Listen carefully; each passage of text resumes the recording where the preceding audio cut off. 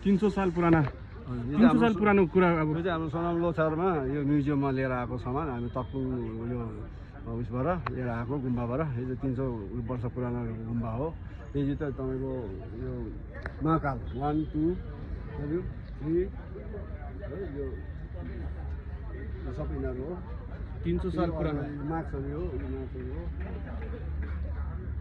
यो बजाउने गुम्बा बजाउने सामान यो यता आउनुहोस् यता यो तपाईँको भिक्खुले माग्ने हो। यता तपाईँ भिक्खुले त्यो दक्षिणा माग्दाखेरि यो अन्त यो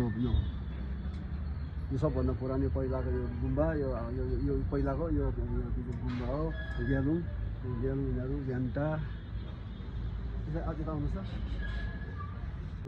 यो दोमाङ उयो हो। दोमाङको यो लिपि लेख्ने यो स्टिकले लेख्थ्यो।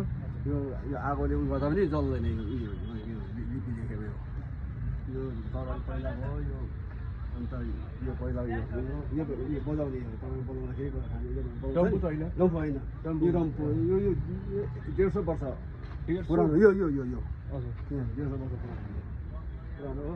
यो माथिको चाहिँ त्यो पहिलाको यो तपाईँको पत्ताहरूको त्यो उयो निचाएर त्यो पानीले चाहिँ त्यो रङ गरेर लेख्थ्यो यो त्यति बेला त्यो रङ थिएन त्यो चाहिँ माथि डेलोबाट ल्याएको त्यो तपाईँको सञ्जय मुक्तान भाइको यो सब सामान यो सबभन्दा पुरानो तामाङको ट्रेडिसनल सामानहरू हो। एन्टिक सामान हो। यो पाउँदैन यो तपाईँको 200-300 वर्ष उसको हो। यो तक्लिङ गुम्बाको यो